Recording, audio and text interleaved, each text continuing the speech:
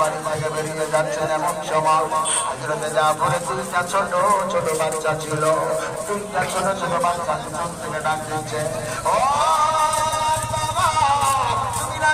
ময়দানে চলে যাও, আমরা তোমার ছোট ছোট দুইটা বাচ্চা, আমরা বাড়িতে আসি একটা বারের জন্য তুমি দেখা করলে না কেন? তুমি যুদ্ধের ময়দানে আমাদের দেখা না করে চলে যাও। একটা বারের জন্য আপনি দেখা করে যান, দেখা করে যান।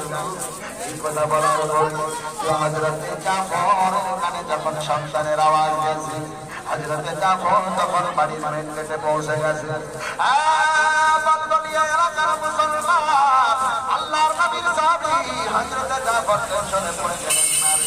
এখন যদি আমার সন্তানের দিকে আমি তাকাতে যাই, আমার সন্তানের সাথে যদি দেখা করতে যাই, তাইলে আমার অন্তরে বড় মায়া লেগে যাবে।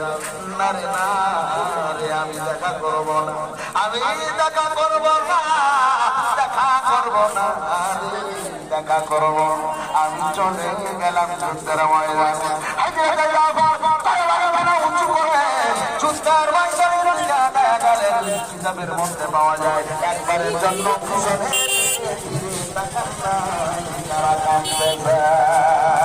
একবার চিন্তার মেরে বলা হবে না বলা।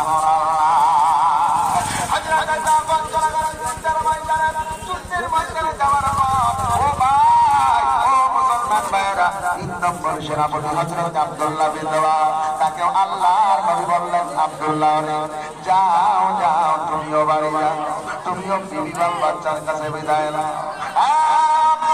হযরত আব্দুল্লাহ বিন রাওয়াহা চলে গেলেন বাড়িতে।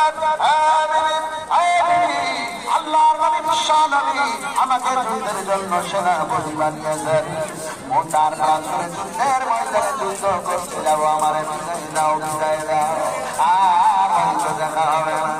এইবার বিমানের স্বামী আজকে সকাল বেলায় আমাদের বিবাহ মাত্র সম্পন্ন হয়েছে, এখনো আপনি আমার শ্বাস গ্রহণ করেন নাই, আমি আপনার শ্বাস গ্রহণ করে নাই। ও স্বামী, এজন্য একবারের জন্য আপনি আমার রুমের মধ্যে আসেন, আপনাকে যুদ্ধে যেতে নিষেধ করবো না, আপনি একটা বারের জন্য ঘরের মধ্যে আসেন। কারণ হলো আল্লাহ তাআলা কোরআনে বলেন, নাফসুন আন নাফসিন শাইআ ওয়ালা ইউকবালু মিনহা শাফাআতুন ওয়ালা ইউকবালু মিনহা আদলুন ওয়ালা হুম ইউনসারুন। আল্লাহ কোরআনের অন্য জায়গায় বলেন, ইয়াউমা ইয়াফিরুল মারউ মিন আখিহি ওয়া উম্মিহি ওয়া আবিহি ওয়া সাহিবাতিহি ওয়া বানিহি।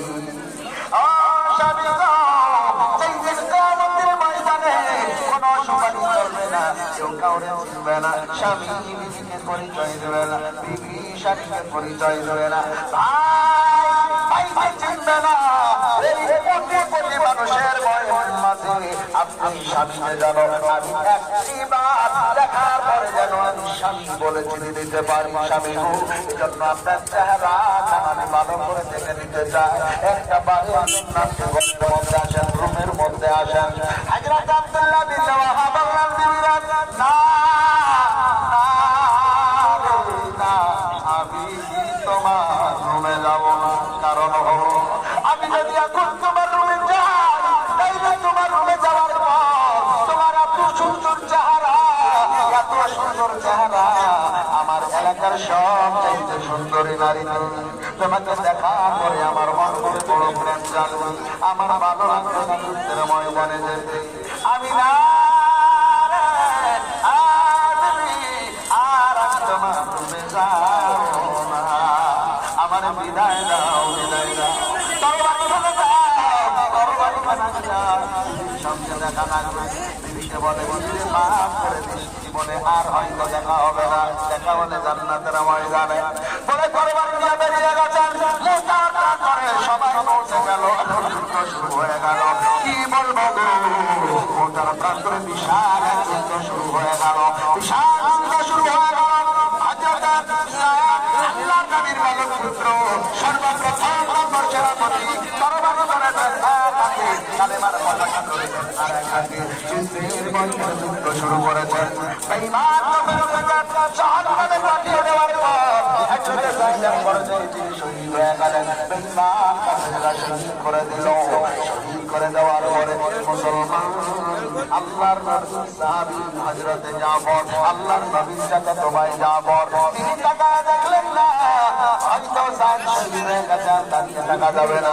দ্বিতীয় নম্বর সেনাপতি বললাম আমি। হযরতে জাফর তরবারি ধরলেন। তরবারি ধরার পর কালেমার পতাকাটা ধরার জন্য হযরতে যায়েদের কাছে চলে গেছেন। যাওয়ার পরে হযরতে যায়েদের কাছ থেকে কালেমার পতাকাটা নিয়েছেন। নেওয়ার পরে কালেমার পতাকা আঘাতে যুদ্ধ শুরু হয়ে গেছে। একবারে নাস্তানাবুদ করে দিতে দিতে এক পর্যায়ে দেখা যায় হযরতে জাফরের ডান হাতের উপরে এক বেঈমান কাফের এমন ধরে তরবারি আঘাত করেছে, তরবারি আঘাত করেছে। হযরতে জাফরের ডান হাতখানা কেটে এমনভাবে ঝুলে গেছে, আর হাত খুলতে পারেন না। বাম হাতের উপরেও আবার সব মেরেছে, আবার আঘাত করেছে। বাম হাতখানা ডান হাতের নাই কেটে গেছে। মুসলমান দরদিও, ও মুসলমান, ওই হাত যখন কেটে গেছে আর তো উপায় নাই, কি করবে? যুদ্ধ করার কোনো কায়দা না। তরবারি হাত থেকে পড়ে গেছে। এখন কালেমার পতাকাটাও পড়ে যাওয়ার উপক্রম। ও মুসলমান, হযরতে জাফর দুইটা কাটা হাত দিয়া বুকের সঙ্গে কালেমার পতাকাটা এইভাবে জড়ায়া ধরেছে। তারপরে কালেমার পতাকাটা মাটিতে পড়তে দেয় না।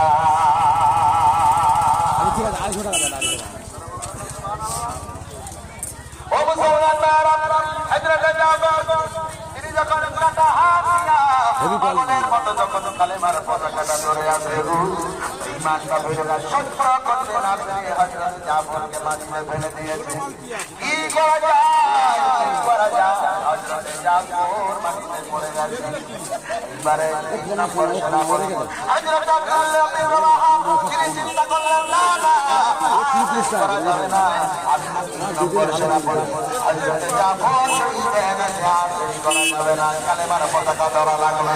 হযরতে জাফর দৌড় মারেন। হযরত আব্দুল্লাহ বিন রাওয়াহা দৌড় করে চলে যাচ্ছেন। যাওয়ার পরে তিনি পৌঁছানোর আগে আগে এখনো পর্যন্ত পৌঁছান নাই। হযরতে জাফর মাটিতে পড়ে আছে, তারপরেও কালেমার পতাকাটা এখনো মাটিতে পড়ে নাই। শহীদ হয়ে গেছে, তারপরেও কি ব্যাপার? কালেমার পতাকা কেন মাটিতে পড়ে নাই? টেনশনে পড়ে গেছেন আব্দুল্লাহ।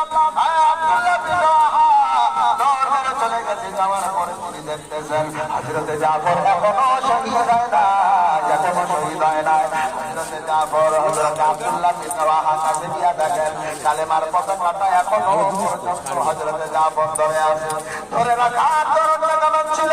ও মুসলমান, হযরতে আব্দুল্লাহ বিন রাওয়াহা তিনি বলতেছেন, আমি পৌঁছালাম। পৌঁছানোর পরে দেখলাম হযরতে জাফর তিনি মাটিতে পড়ে আছেন ঠিকই, কিন্তু উপরের আর কিছুটা কালেমার পতাকাটা এখনো পর্যন্ত কামড়ায়া উঁচু করে ধরে রেখেছি। তারপরেও কালেমার পতাকাটা আমার মাঝে পড়ে দেবে না।